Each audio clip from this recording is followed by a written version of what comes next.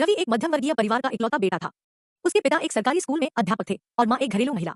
जब रवि 10 साल का था, उसके पिता की एक सड़क दुर्घटना में मृत्यु हो गई। उस दिन से उसके जीवन में अंधेरा उतर आया था। माँ ने सिलाई का काम शुरू किया और रवि को पढ़ाई में जोड़े रखा। रवि समझ गया था कि अब उसके कंधों पर न केवल अपनी जिंदगी बल्कि माँ की उम्मीदों का भी भार है। वह बचपन से ही पढ़ाई में होशियार था।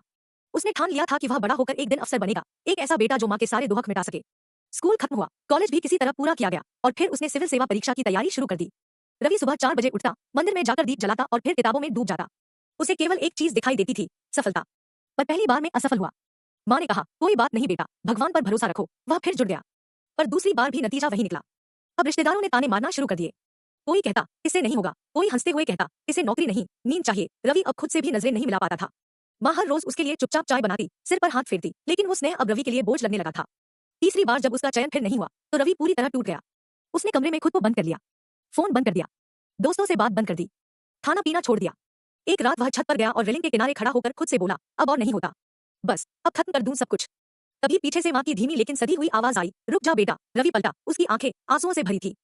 माँ ने चुपचाप एक पुरानी किताब उसके हाथ में रखी और बोली, ये तेरे पापा की गीता है, आज इसे एक बार पढ़ ले, फिर जो मन करे कर लेना। रवि ने अन्य भाव से गीता के पन्ने पलटे। पहले पन्ने पर लिखा था, जब मनुष्य मोह में फंस जाता है तब वह अपने कर्तव्यों को भूल जाता है। फिर उसकी नजर इस पंक्ति पर गई, हे अर्जुन, तू अपने कर्म को कर, फल की चिंता मत कर। वो ठिठक गया। पहली बार उसे लगा जैसे ये शब्द किसी किताब के नहीं, उसके अपने जीवन के लिए लिखे गए हों। उसने पन्ने पलटे, हर पंक्ति जैसे उसके घावों पर मरहम बनकर उतर रही थी। आत्मा न जन्म लेती है, न मरती है। जो कुछ तू खो चुका है शायद वो कभी तेरा था ही नहीं, और जो कुछ तेरा है वो कभी तुझसे छिनेगा नहीं।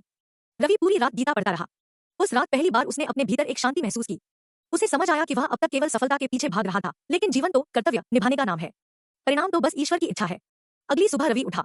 उसने माँ के चरण छुए और मुस्कुराकर बोला, अब मैं फिर से लड़ूंगा, लेकिन इस बार हारने से नहीं डरूंगा, क्योंकि अब मुझे खुद पर नहीं, भगवान के न्याय पर भरोसा है।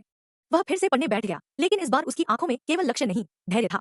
मन में केवल जिद नहीं, समर्पण था। और दिल में केवल डर नहीं, गीता का ज्ञान था। 6 महीने बाद रिजल्ट आया। इस बार वह सफल हुआ था। माँ की आंखों से आंसू बह रहे थे, लेकिन वो आंसू दुख के नहीं, ईश्वर के प्रति आभार के थे। रवि ने गीता को माथे से लगाया और खुद से कहा, अगर माँ ने उस रात मुझे गीता न दी होती तो शायद मैं आज इस धरती पर नहीं होता।